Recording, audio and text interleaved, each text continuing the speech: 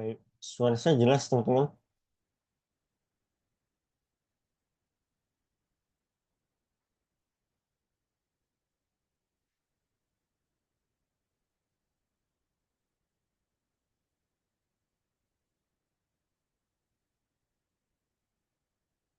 Halo, suara saya jelas.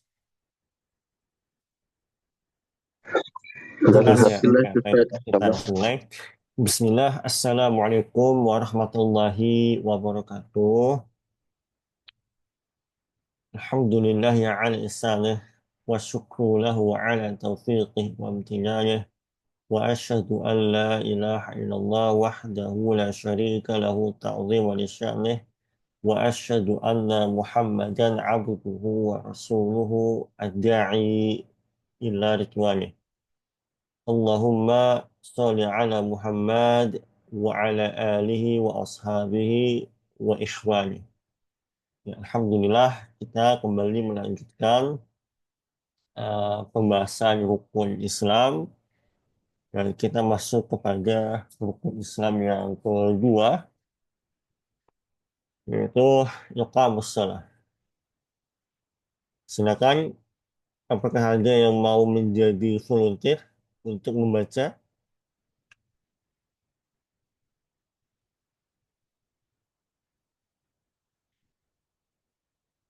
atau saya pilih aja ya? Bapak Subakti. Mau Ustaz? Oke, silakan baca Pak.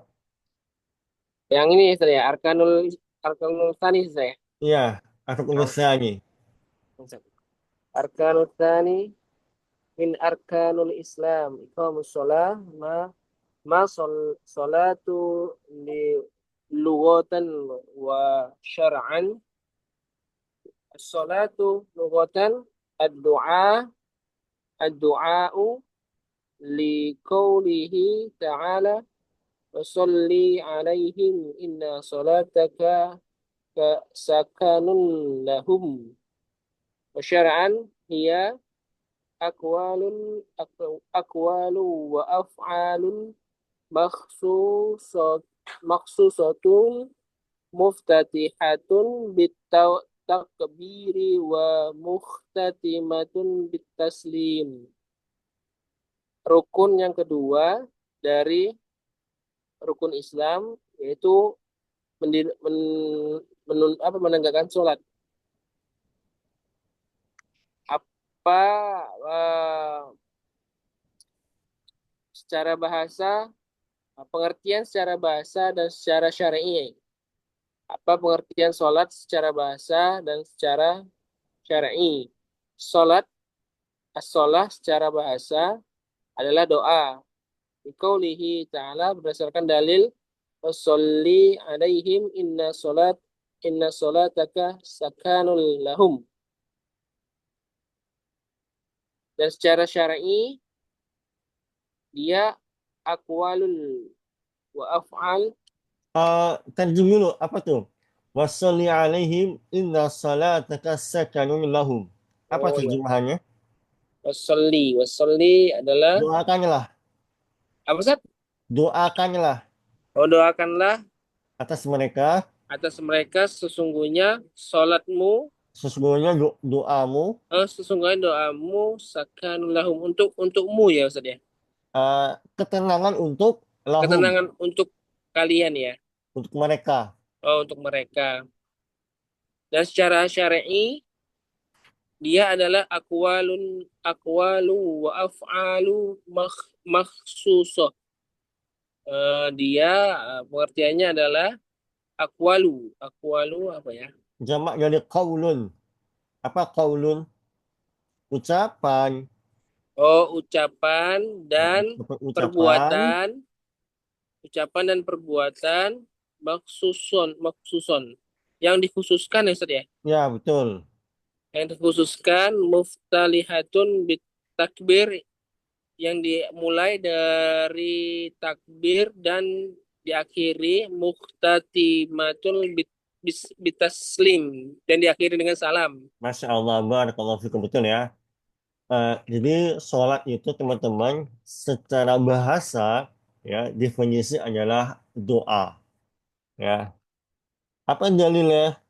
Firman Allah Ta'ala di dalam surat At-Taubah ayat 103, wasalli alaihim, ya, berdoalah, ya, untuk mereka atau doakanlah mereka. Inna salataka sakanun lahum. Maka sesungguhnya doa tersebut atau doa kamu itu, ya, menjadi ketenangan atas orang-orang yang didoakan. Nah, itu secara bahasa ya. Jadi doa adalah salat adalah doa. Nah, secara istilah, maka salat adalah, ya, ucapan-ucapan dan gerakan-gerakan yang tertentu, ya, yang telah ditentukan. Muftatihatun bitakbir, yang diawali dengan takbiratul ihram. Makanya kalau teman-teman eh sholat berjemaah ya, lalu masbuk ya, imam sudah rakaat terakhir, ya, maka teman-teman tetap wajib melakukan apa? Takbiratul ihram. Ya, nggak sah sholatnya kalau nggak takbiratul ihram. Paham ini ya? Nah, lalu diakhiri dengan salam. Kadang sebagian orang mungkin karena nggak paham kali ya, eh, mereka masbuk, kunjuk-kunjuk langsung, ya, tahiyatul akhir tanpa melakukan takbiratul ihram. Atau yang paling banyak nih kesalahan adalah dia telat ketika atau dia masuk jamaah ketika imam apa namanya i'tidal. Nah, banyak orang yang bingung. Ini apakah harus takbiratul ihram? Ya harus tetap takbiratul ihram dulu ya. Oke. Berikutnya Bapak Krisna. Assalamualaikum Pak Krisna.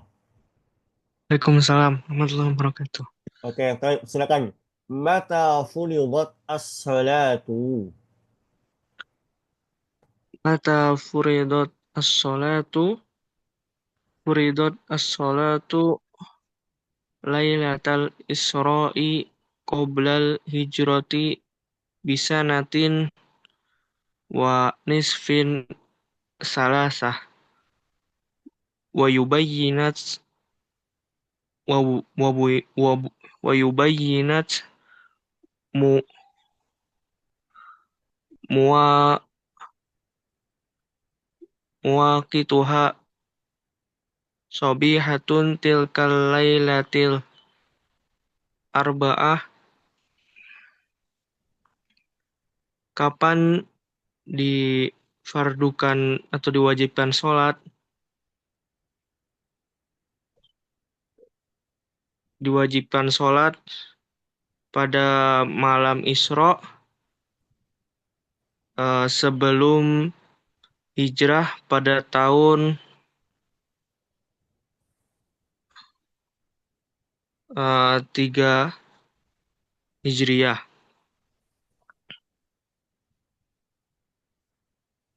Tiga hijriah tuh bukan tiga hijriah ya. Tapi mas itu penjelasan apa namanya? Referensinya ke bawahnya, referensinya. Mohon maaf, Ustaz. Tersebut an-nazim ya. Jadi qabla al-hijrati bisa nyating wajib. Jadi maksudnya apa? Maksudnya sholat itu, ya, diwajibkan ketika kapan? Ketika malam al-Isra, ya, qabla hijrah. Jadi sebelum hijrahnya Rasulullah ke Madinah. Ya, lanjut. Wa yubayyinat dan dijelaskan uh, ma makna muwaqituha, Ustaz. eh Waktu-waktunya. Dan dijelaskan waktu-waktunya Atau boleh dari juga ditetapkan, boleh juga. oh, dan ditetapkan waktu-waktunya dari pagi sampai malam. Ya, pada hari setelah malam itu. Jadi maksudnya penetapan waktunya subuh kapan, zuhur kapan, itu setelah malam itu. Ya, pagi hari itu setelah malam itu. Oke, lanjut terus.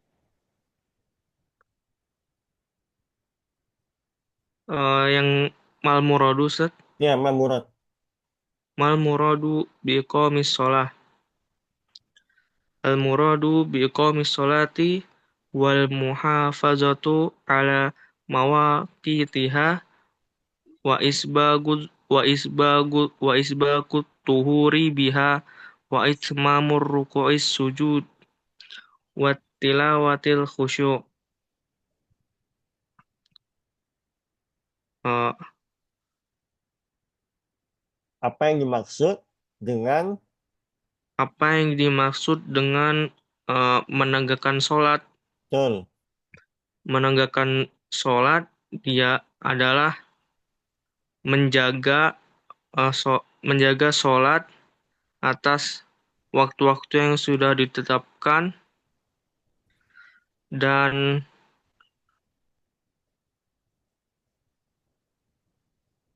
menye- menye- menyempurnakan toha, toharo bersuci dan Atau menyempur boleh juga wudhu ya. Boleh. oh Sehara wudhu sama aja. nah, Ustaz. Dan Dan menyempurnakan ruku dan sujudnya dan membacanya dengan khusyuk dan baca-bacaannya dengan khusyuk. oke, baik, Masya Allah. Jazakumullahu khairan. Bagus sekali ya. Nah, kemudian mu'alif hafizahullah ta'ala melanjutkan mata furidat as-salatu. Ya, kapan sholat itu diwajibkan. Ya, furidat as-salatu lailatal isra'i qabla hijrati bisanatin wa nifs. Ya, jadi ya sholat itu diwajibkan ya pada malam al-Isra, ya Lailatul apa? Isra Mi'raj maksudnya gitu ya. Ya, sebelum hijrah ya. Sebelum hijrah 1,5 tahun sebelum hijrah gitu. Kemudian uh, wawiyat mawaqituha dan ditetapkan waktu-waktunya itu ya kapan? Safihata tilka lailah. Ya, pada pagi hari setelah malam itu berlangsung ya, setelah Isra Mi'raj itu. Kemudian mal muradu bi iqamis salah, ya apa yang dimaksud dengan menegakkan salat. Nah, jadi walif ya tidak menggunakan eh, bil adai ya. Kalau sekedar mengerjakan mah bisa aja pakai kata apa? Ada ussalah, mengerjakan salat. Nah, tapi enggak. Tapi walif menggunakan istilah iqamu, yang menegakkan. Nanti ada pembahasan ya di bawah sini apa bedanya iqamu sama ada'u. Saya kira di sini ada pembahasannya. Coba saya cek dulu. Oh enggak ada ya. Ada yang tahu nggak apa bedanya mengerjakan sholat dengan menegakkan sholat? Ada yang tahu? Oke, Pak Nur silakan.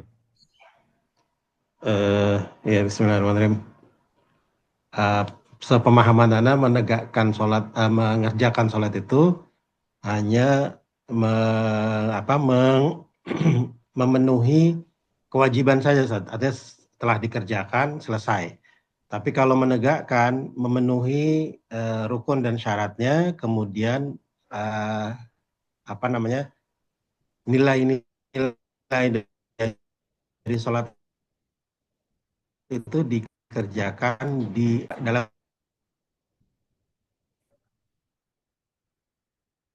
Ya, Masya Allah. Jazakumullah khairan Pak Nur ya. Betul sekali ya.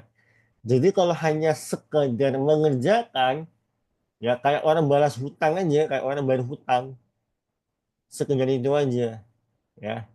Gak ada roh di dalam sholatnya, ya. Sholatnya mepet-mepet mau selesai gitu ya. Ya kan hanya sekedar bayar hutang. Tapi yang diinginkan adalah iqamus sholah, menegakkan sholat. Nah ini kata mu'alif. Apa tuh maksudnya menegakkan sholat? Ya, berarti yang pertama apa? Al-muhafazatu ala mawaqitiha. Menjaga waktunya. Makanya waktunya itu di awal, dikerjakan. Ya, di awal sholat. Dia berupaya semaksimal mungkin untuk selalu menjaga sholat itu dilakukan di awal waktunya. Nah, itu yang namanya iqamus sholat. Kemudian wa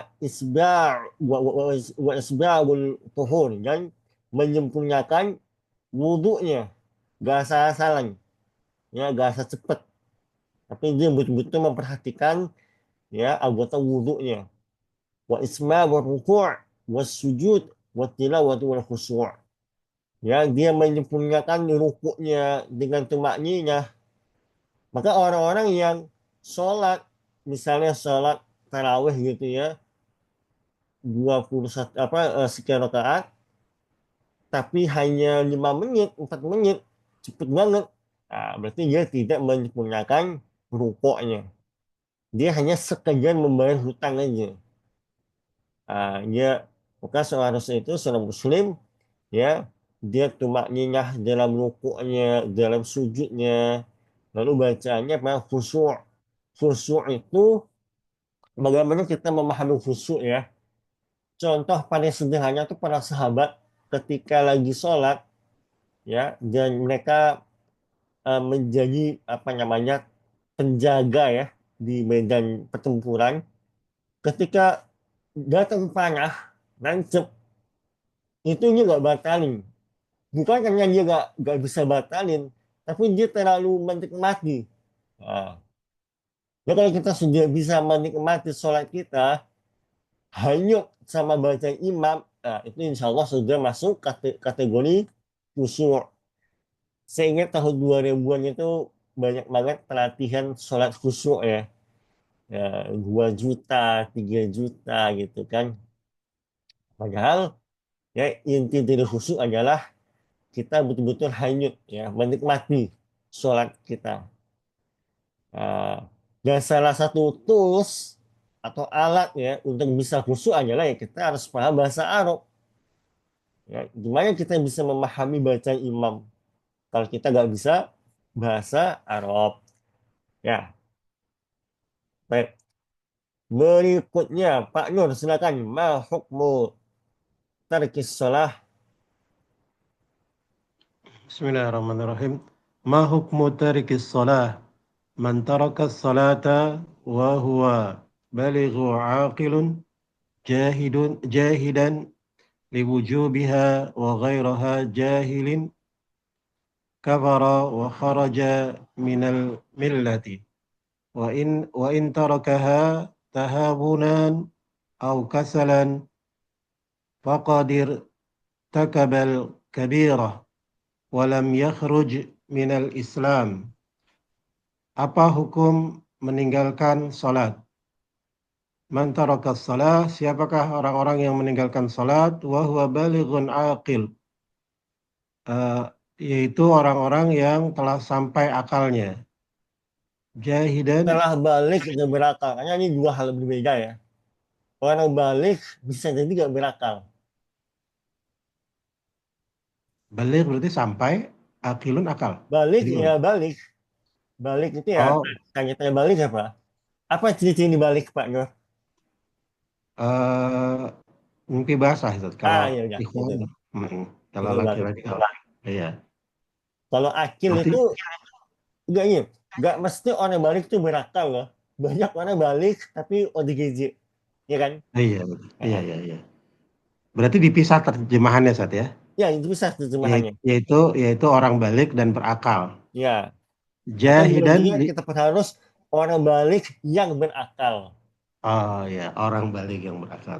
Sekarang jahidan liwujubiha wa ghairu jahilin kafara, yaitu uh, uh, apa tadi? Wa huwa balighun, yaitu man taraka shalah, siapa yang meninggalkan sholat, boleh meninggalkan sholat ya Ustaz ya? Bukan boleh. Yang Bukan, meninggalkan sholat aja. yang meninggalkan sholat, Ah, yaitu orang balik yang berakal. Jahidan betul. liwujuh, jahidan. Apa nih Ustaz? Liwujuh dia. Dia sengaja apa Oh, namanya atau dia mengingkari jahidan, mengingkari liwujubiha, mengingkari kewajiban sholat kewajibannya ghairaha wa ghaira jahilin, dan dia nggak bodoh. dan dia tidak bodoh ya. Ah, Kafaro atau kafir, wa kharaja minal millah atau keluar dari milah, dari jalan Islam, keluar dari ya. Islam. Wa in tarakaha, dan sesungguhnya meninggalkan salat, Mm-mm. tah, tahawuna, Tahunnya memakna tuh tahawun. lalai, Oh, lala mak, dan sesungguhnya meninggalkan salat karena bukan sesungguhnya. lalai, Dan dan sesungguhnya. apabila Oh, dan apabila meninggalkan salat karena lalai, ah, mauka salah atau malas, ah, waqadir taqabal kabira. Fakat sesungguhnya irtaqaba. Ma makna irtaqaba? itu kabar itu apa ya? eh Telah mungkin boleh kita perhalus terjatuh ya, boleh terjatuh Eh, pada al-kabirah. kesalahan yang besar, Lebih tepatnya dosa dosa dosa besar. yang besar. Mm-mm. Dosa besar lebih Walam, tepatnya. iya, dosa yang besar. Ya, Walam yakhruj minal Islam, dan dia telah keluar dari Islam. Masya Allah, jazakallah khairan. Eh, Lanjut, ayat apa dalilnya? mana-mana. Qala ta'ala fa khalafa min ba'dihim khalfun adha'u salata wattaba'u syahwati fasawfa yalqawna ghayyan. Berfirman Allah Subhanahu wa taala, fa khalafa, dan khalafa orang yang selanjutnya, setelahnya, orang yang khalafa, mendahului, ya apa sih?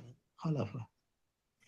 Dan Ya, dan datanglah selanjutnya, orang-orang setelah mereka, dan dulu, datanglah orang-orang setelah mereka, khalfun, adha'us salah, orang-orang yang Allah, adha'us salah, Allah salah, menyia-nyiakan meninggalkan, salat.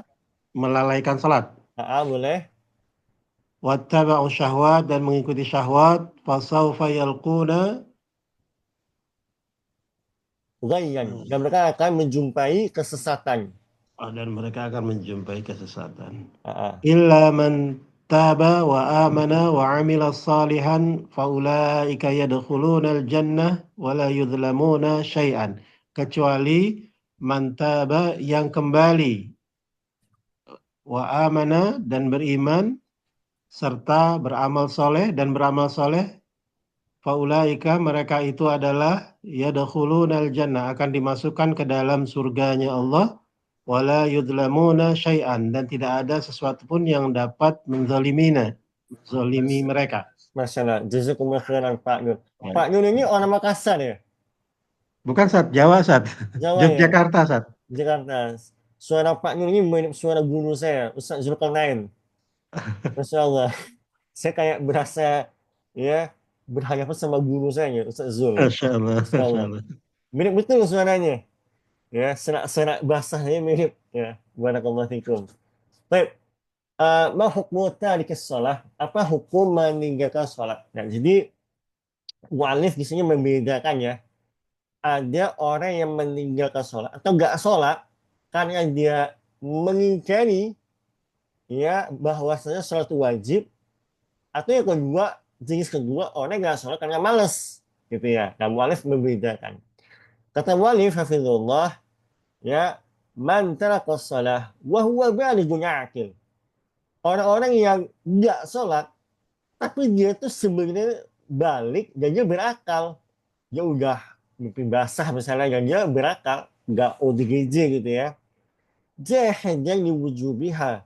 Dan dia tuh sengaja mengingkari kewajiban sholat.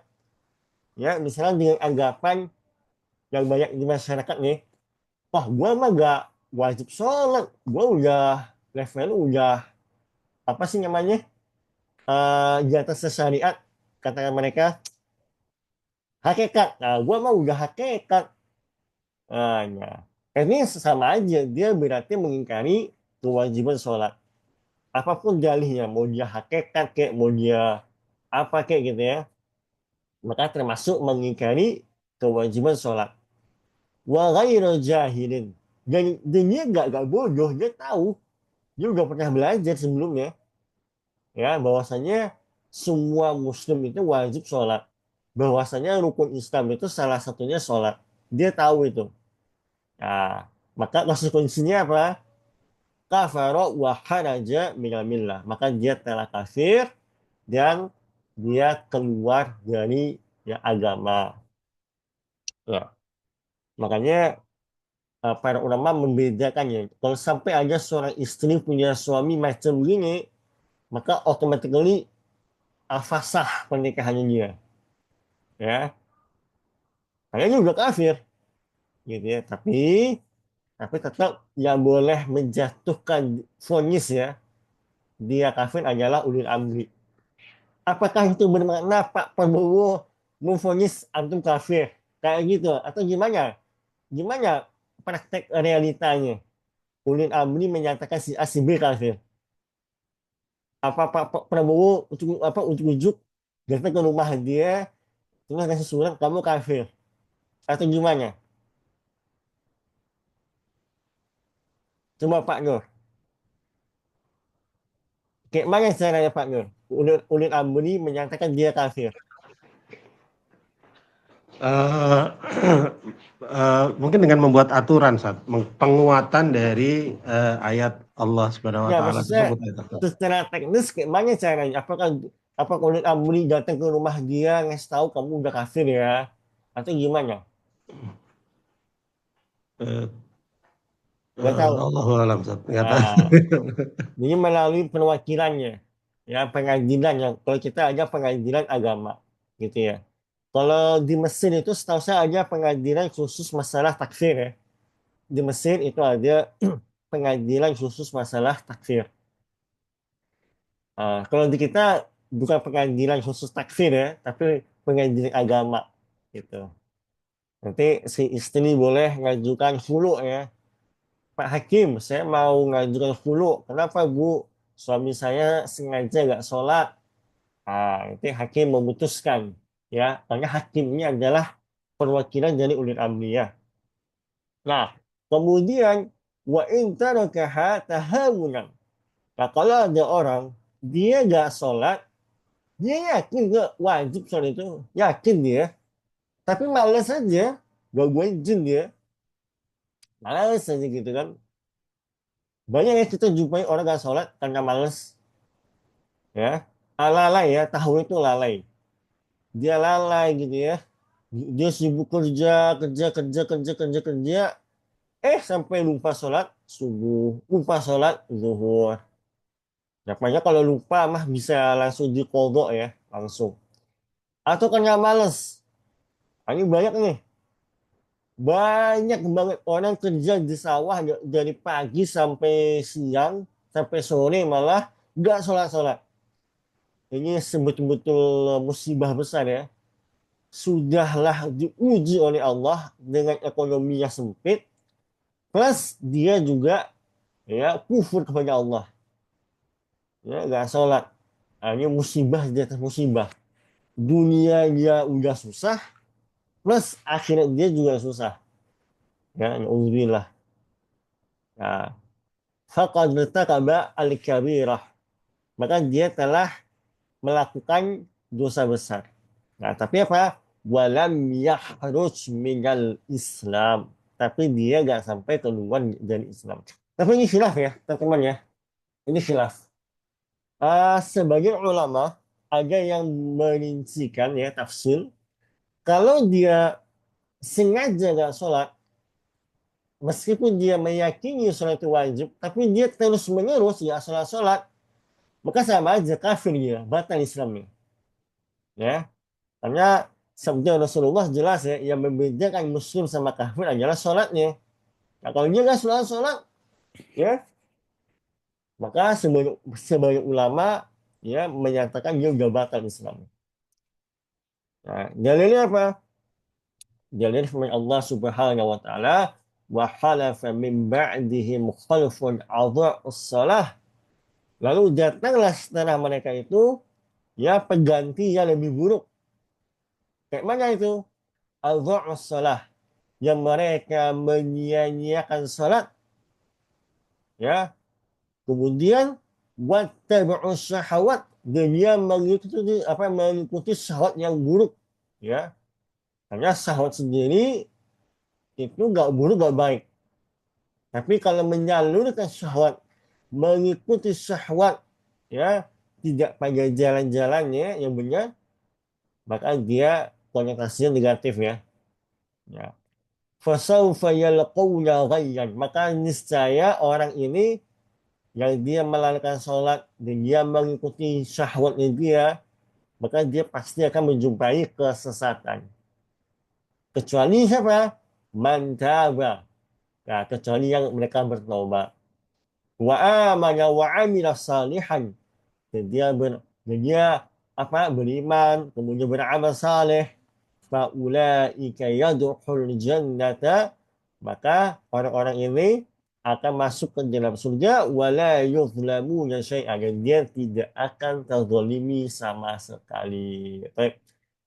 Berikutnya Bapak Amiruddin. Assalamualaikum Pak Amiruddin. Waalaikumsalam Ustaz. Silakan, ma fawaidus shalah. Ma fawaidus sholat. Apa itu faedah sholat? Fawaidus sholati azimatun wa kasiratun. Faedah sholat itu sangat agung dan banyak. Minha diantaranya as-sholatu rohatun lil qalbi wa tama'ninatun lil fuadi warruhi. Liqauli Rasulillah sallallahu alaihi wasallam li Bilal, kum ya Bilal fa'ahrina bis salati. Yang Fa'arihnya, pertama, fa'arihnya. fa'arihna bis salati. Tarjim. Yang pertama, salat adalah istirahat untuk hati dan apa itu satu maknina? Dan ketenangan untuk menenangkan bagi apa? Fuad, jiwa. Menenangkan untuk jiwa dan roh. Disebabkan perkataan Nabi Shallallahu Alaihi Wasallam kepada Bilal, bangun wahai Bilal, mari kita tenangkan diri kita dengan sholat. Ya, qauli itu lebih tepatnya berdasarkan, ya, bukan disebabkan. Berdasarkan ya ucapan Rasulullah atau sabda Rasulullah Sallallahu Alaihi Wasallam. Nah, Berdasarkan, ya Ustaz. Ya, lanjut. Yang kedua, as-sholatu nurun lil insani. Salat itu adalah cahaya bagi manusia. Liqauli Rasulillah sallallahu alaihi wasallam was-sholatu nurun. Berdasarkan Rasul sabda perkataan Rasul sallallahu alaihi wasallam, salat itu adalah cahaya. Masalah yakfi. Jazakumullah khairan. Barakallahu fikum. Nah, mu'alif masuk kepada faedah salat, ya. Yang pertama adalah as-salatu rahatul lil qalbi. Ya, salat itu adalah ya istirahatnya hati. Masya Allah, ya. Orang beriman itu ya healingnya itu kalau nggak majelis ilmu, kalau nggak dengan atau baca Quran atau sholat. Masya Allah, ya. Sebagian orang healingnya ke karaoke. Na'udzubillah. Nah, ini udah rusak fitrahnya nih. Kemudian apa? Wa tama'ninatun lil fuadi wa roh, dan menjadi sarana untuk menenangkan jiwa dan roh. Dalilnya apa? Dalilnya sabda Rasulullah Sallallahu Alaihi Wasallam, kum ya Bilal. Apa maksud kum ya Bilal ini, Pak Amiruddin? Konteksnya apa nih? Kum ya Bilal, bangun wahai Bilal. Apa maksudnya nih? Sholat, Ustaz. Loh kenapa kok Bilal yang disuruh sholat? Maksudnya untuk kumandangkan azan, Ustaz. Iya. Jadi konteksnya hanyalah wahai Bilal, ayo iqamah Bilal. Nah, gitu maksudnya. Ya, untuk kepala sholat. Ya, fa'alih hanya sholat. Ya, istirahatkan kami wahai Bilal dengan sholat. Gitu. Masalahnya ya Rasulullah dan para sahabat ya, dan kita merasakan betul ya, habis sholat itu kan rasanya, aduh, fresh rasanya ya. Tenang jiwa ya, kerja seharian ya, dari pagi sampai siang, lalu sholat, ya, rasanya relax ya, gitu. Tapi kalau sholatnya cepet-cepet, ya gak khusyuk, ya gak akan berasa gitu ya. Kemudian yang kedua adalah as-salatun nur. Ya, salat itu adalah cahaya bagi ya orang Islam ya. Cahaya di sini ya bermakna konotasi gitu ya. Uh, wallahu alam, wallahu taala alam. Kadang kita melihat orang itu ya, dia kulitnya nggak cerah, somatan gitu ya. Tapi kita berhadapan sama dia, bawaannya happy. Nah, ini salah satu maksud dari nur ya, cahaya pada orang yang sholat. Ya, kelihatan gitu loh, wajah orangnya, masya Allah gitu ya. Padahal dia kulitnya misalkan gelap gitu ya. Ya, jadi cahayanya bukan bukan bermakna glowing ya, teman-teman ya. Ya, cahaya di sini maksudnya bukan glowing. Nah, sebagian ulama menafsirkan cahaya ini adalah cahaya ketika di padang mahsyar. Ya, betul-betul hanya cahaya yang wajah kita itu. Makanya ya ketika di apa namanya setelah mahsyar itu ya orang-orang berjalan gitu ya, berjalan menuju surga atau neraka itu, ini salah satu penjelasan ulama gitu ya, dalam keadaan gelap ya. Orang yang fasik, orang yang kafir, dia berjalan seperti orang buta, nggak bisa, karena nggak ada cahaya, nggak ada cahaya yang menuntun mereka. Ada pun orang beriman ya, mereka punya masing-masing punya cahaya. Nah, gitu. Itu salah satu tafsir para ulama gitu ya, terkait cahaya sholat. Baik, lanjut Bapak Pak Andi Ilham.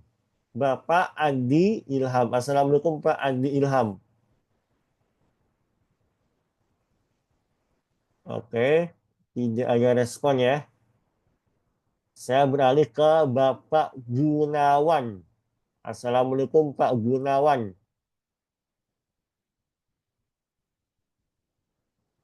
Oke, juga tidak merespon. Saya beralih ke Bapak Rahmat Khairi. Muhammad Rahmat Khairi. Assalamualaikum Pak Rahmat. Waalaikumsalam warahmatullahi Alhamdulillah. wabarakatuh. Tafadhol. Yang ketiga apa? Bismillah. Asalis salahul amali ala qadari salah salahi salatil abdi. Liqaulin Nabi sallallahu alaihi wasallam awwalu ma yuhasabu bihil abdu yaumal qiyamati as-salatu. Fa in salahat salaha lahu sairu amalihi wa in fasadat fasada sairu amalihi. Yang ketiga, faedah dari sholat adalah eh, bertanda baiknya sebuah amal berdasarkan baiknya sholat seorang hamba. Atau belum juga sesuai kadar. Sesuai kadar baiknya sholat seorang hamba. Berdasarkan sabda Nabi SAW, yang pertama kali dihisap dari seorang hamba pada hari kiamat adalah solat. Apabila solatnya baik, maka baik pula seluruh amalnya. Dan apabila solatnya buruk, maka buruk pula seluruh amalannya. Masya Allah. Barakallahu fikum. Nah, selanjutnya keempat. Gak apa? Lanjut Ustaz. Ya, tuasil. Ar-Rabi man hafadha 'alaiha kana lahu ahdun 'inda Allahi an yudkhilahu al-jannata. Liqauli Nabi sallallahu alaihi wasallam khamsu salawatin katabahunna Allahu 'alal 'abdi 'alal 'ibadi man jaa'a bihinna lam yudayyi minhunna syai'an istighfafan bihaqqihinna kana lahu 'indallahi ahdun an yudkhilahul jannata wa man lam ya'ti bihinna falaysa lahu 'indallahi ahdun in sya'a 'adzabahu wa in sya'a adkhalahul jannah. Yang keempat, barang siapa yang menjaga salat-salat ya, menjaga salat, maka dia dijamin Ustaz. Ahdi itu janji. Maka dia apa? Oh, Memiliki perjanjian bersama Allah atau dengan Allah. memiliki perjanjian dengan Allah untuk memasukkannya ke dalam surga. Untuk Allah memasukkan dia ke Ya, dalam untuk surga. untuk Allah memasukkannya ke dalam surga. Berdasarkan sabda Nabi Shallallahu Alaihi Wasallam, salat yang 5 Allah mewajibkannya kepada hamba-hambanya. Barang siapa datang kepadanya dan tidak menyia-nyiakan, Manja bihinna itu lebih enak kita terjemahkan barang siapa yang menjaga salat-salat tersebut. Boleh. barang siapa yang menjaga salat-salat tersebut. Ini namanya terjemahan bermakna ya. Karena Iya, kalau Ustaz. kita retelek nggak dapat feelingnya. Apa coba? Manja abihinya. Barang siapa yang datang dengan salat itu kan nggak make sense ya. Tapi kita boleh kita modifikasi dikit aja menggunakan terjemahan bermakna. Boleh, nggak apa. Barang siapa mengerjakannya dan tidak menyia-nyiakannya sedikit pun, istighfar. Tidak meremehkan, Ustaz. Ya betul ya. Tidak meremehkan Hak-haknya. hak-haknya, maka dia akan maka baginya ya, Ustaz. Kana lahu Baginya, indallah, maka antara dia sama Allah itu ada perjanjian. maka antara dia dengan Allah terdapat perjanjian, yaitu memasukkannya ke dalam surga. Namun barang siapa yang tidak mengerjakannya saja, Ya, atau tidak ya boleh. Atau boleh. Atau mengabaikan sholat. barang siapa yang datang dengan mengabaikan sholatnya, maka dia tidak memiliki perjanjian antara dia dengan Allah. Jika Allah berkehendak akan mengadabnya, dan apabila Allah berkehendak, maka masukkannya ke dalam surga. Masya Allah, jazakallahu khairan. Wahiyyakum. Di sini yang poin penting ya teman-teman ya. Insya'a azabahu wa insya'a adkhalahu al-jannata. Ini menyandakan apa? Dosa yang itu berkaitan dengan antara hamba kepada Allah ya, maka ada potensi walaupun dia belum tobat gitu ya, misalnya dia gak sholat karena lalai gitu ya, karena males, maka akidah Ahlus Sunnah meyakini uh, kondisi orang ini sesuai kehendak Allah. Ima Allah ampuni dia, walaupun dia belum sempat tobat, ima Allah azab dia, karena dia ya tidak mengerjakan sholat.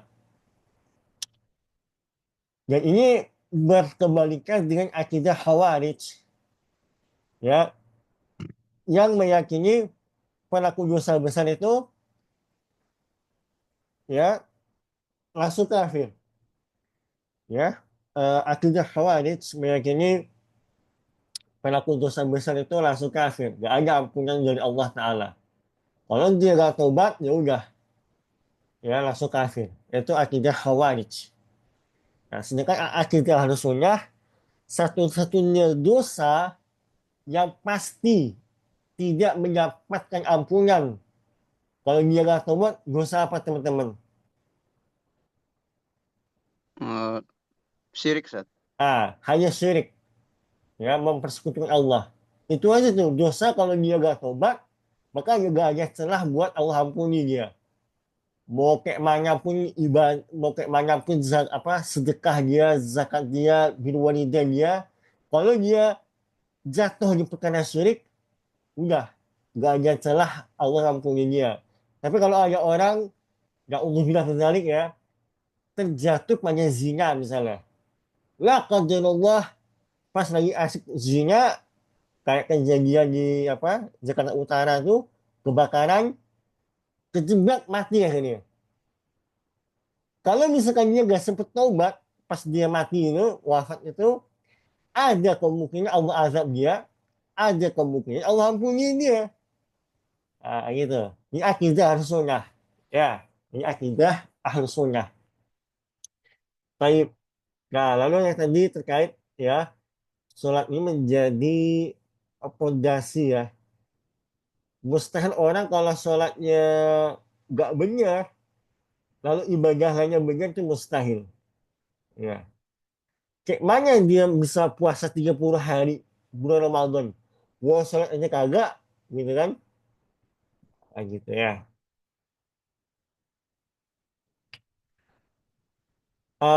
Berikutnya Bapak Agusman. Assalamualaikum Pak Agusman.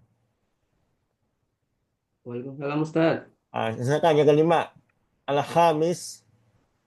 Al-Khamis, as-salatu tu'ainul ibadah an yantahiya anil fahsya wal munkar. Liqauli ta'ala, inna salata tanha anil fahsya wal munkar. Eh, Salat tu'ainu makna ini Ustaz. Membantu. Salat membantu seorang hamba untuk eh, meninggalkan perbuatan-perbuatan buruk dan perbuatan-perbuatan mungkar. Sebagaimana firman Allah Ta'ala, sesungguhnya salat menjauhkan dari perbuatan buruk dan perbuatan mungkar. Baik, Mas Jazakallah khairan Pak Agusman. Tentu sholat yang bisa mencegah ya seseorang dari ya perbuatan yang fahsya, ya, yang menjijikkan ataupun yang mungkar adalah sholatnya khusyuk, ya, sholat yang khusyuk. Kayak mana menjaganya? Misalnya ada orang gitu ya, tiba-tiba ada hasad untuk berzina, gitu ya. Ketika dia sudah mau berangkat ke tempat zina itu, ya bisa jadi muncul dari jiwa peninggalannya rasa takut sama Allah Ta'ala. Bukan dia awalnya syahwat gitu ya, tapi pas dia udah mau berangkat, muncul rasa takut dia sama Allah Ta'ala. Takut, entah dia takut wafat pas zina, entah dia takut Allah azab gitu ya. Nah, ini bentuk ya sholat itu membekas ya di jiwanya gitu ya. Baik, sebelum kita lanjut ke rukun ketiga, apakah ada pertanyaan? Kalau nggak Iya, ada, kita lanjut. izin tanya Ustadz. Ya, silakan Bapak Teguh. Eh, Ketika kita sholat, terus ada binatang gitu yang kayak kucing atau tikus gitu kan, kadang-kadang kita suka jadi nggak khusyuk gitu Ustaz. Terus kalau misalnya ada yang membahayakan gitu, kayak ular gitu, terus apa yang kita lakukan Ustaz? Apa kita kabur gitu? Atau enggak kita kayak tadi pelajaran dari sahabat yang terkena panah itu, apakah kita diam di tempat, atau misalnya kalau kita mati gitu Ustaz, apakah mati kita itu mati syahid gitu Ustaz? Oke, Masya Allah. Pertanyaannya bagus sekali ya, yang sangat kritis ya. Pertama, kaidah usul ya, menjauhkan diri kita dari mudarat itu lebih utama daripada mengejar maslahat ya. Ini kaidah usul ya, bisa dipakai di semua aspek kita.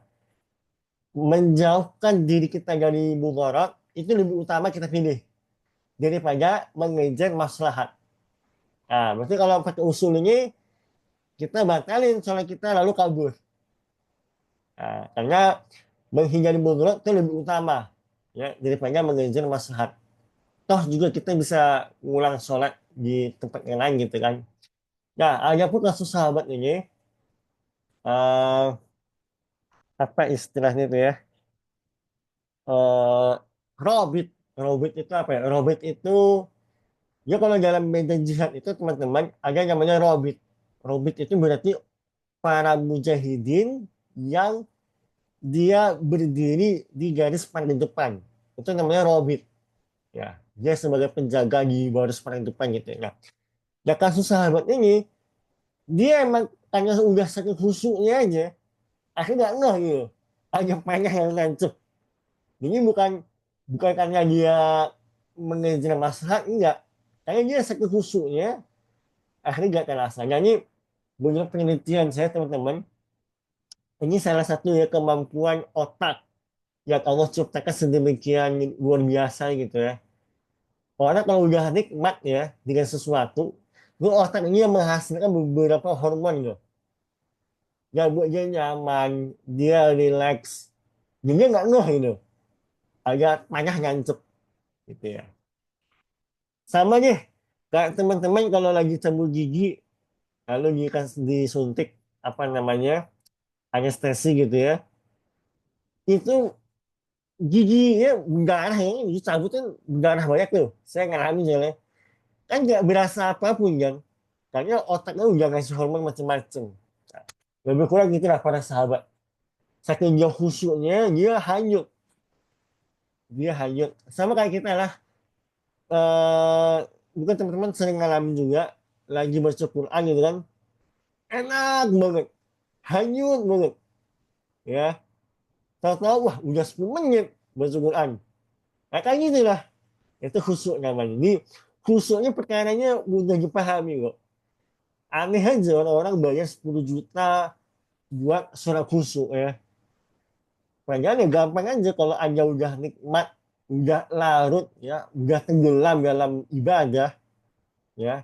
Tapi hati-hati juga ya, karena sebagian orang hanyut dalam ibadah mereka ya, dalam tanda petik ya, tapi ibadah yang gak sesuai syariat. Bahkan sampai kesurupan. Banyak nggak orang mikir hu hu hu hu sampai kesurupan. Punya niat nggak teman-teman? Orang mikir pakai hu hu doang, terus dia sampai kesurupan. Punya niat nggak videonya? Hah? Pernah Ustaz, ada. Punya ya, Kayaknya punya lihat suluk, ya? suluk Ustaz. Hah? Kayaknya suluk gitu Ustaz. Ah iya. Kata mereka, ini sakit khusyuk. Enggak, itu ente kesurupan namanya. Bukan khusyuk namanya. Beda antara kesurupan sama khusyuk. Nah, atau kayak orang Syiah gitu kan, menampakkan wajah mereka sampai berceceran darah mereka dengan anggapan mereka khusyuk kepada Allah. Enggak, itu mah kesurupan namanya. Ya gitu ya. Jadi agak tricky memang. Nah, Oke, Ustadz, karena syukur. udah setengah tujuh, ada lagi satu pertanyaan terakhir. Silakan kalau ada satu pertanyaan terakhir. Kalau itu jadi kita akhiri. Ya, Pak Nur silakan. Ini saya terkait dengan penerjemahan kata as-sholah. Kapan kata as-sholat itu diterjemahkan dengan doa? Kapan kata as-sholat itu diterjemahkan dengan sholat gitu, Ustaz? Masya Allah, pertanyaan yang bagus sekali ya Pak Nur ya. Sesuai konteks Pak Nur. Sesuai konteks. Kayak tadi kan kalau apa yang tadi tuh, yang sholat tuka, bentar, hanya ambil ke atas dulu. Yang ini.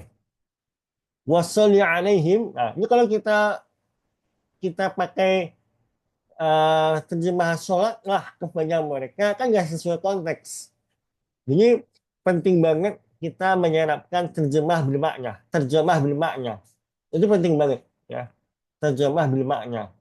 Banyak banget kita apalagi saya gitu ya, menerjemahkan sesuatu itu jauh dari retelek ya. Jauh. Kenapa? Karena kalau kita retelek nggak sesuai pemahaman pembaca. Ya, makanya saya pernah bilang, saya nulis di sebuah buku gitu ya, saya punya buku bahasa Arab, saya bilang gini, kalau orang belajar agama pakai buku terjemahan, maka dia pasti taklid sama orang yang menerjemahkan. Kenapa? Karena orang yang menerjemahkan itu, dia pasti akan menerjemahkan sesuai akidah dia, sesuai konteks pemahaman dia. Dan konteks pemahamannya sesuai ilmu yang dia miliki. Kalau dia misalnya khawarij, ya dia akan menerjemahkan sesuai akidah dia. Nah, makanya beberapa terjemahan Quran gitu ya, kan macam-macam tuh. Ada terjemahan rasa-rasa Mu'tazilah, ya kan? Karena dia menerjemahkan sifat-sifat Allah ya sesuai akidah mereka. Nah, makanya jawabannya adalah sesuai konteks Pak Nur. Ya itu butuh jam terbang memang. Makanya kalau kita terjemah ya, kan kita sering lihat kamus tuh. Kata ini ada berapa terjemahan sih? Pokoknya satu kata itu 20 terjemahan. Ya kita mau pakai yang mana? Ya itu sesuai konteks. Nah, jadi itu lagi-lagi butuh jam terbang. Butuh jam terbang. Oke Pak Nur ya, jelas insya Allah ya. Baik, Ustaz, syukran jazakallah. Barakallahu fikum. Sekian yang bisa kita pelajari hari ini. Apapun yang salah itu dari saya, dan yang benar itu dari Allah Subhanahu wa taala. Kita akhiri dengan doa kafaratul majelis. Subhanakallahumma wa bihamdika asyhadu an la ilaha illa anta wa astaghfiruka wa atubu ilaik. Insyaallah kita berjumpa lagi pada pekan datang ya, insyaallah taala. Wassalamualaikum warahmatullahi wabarakatuh. Waalaikumsalam warahmatullahi wabarakatuh.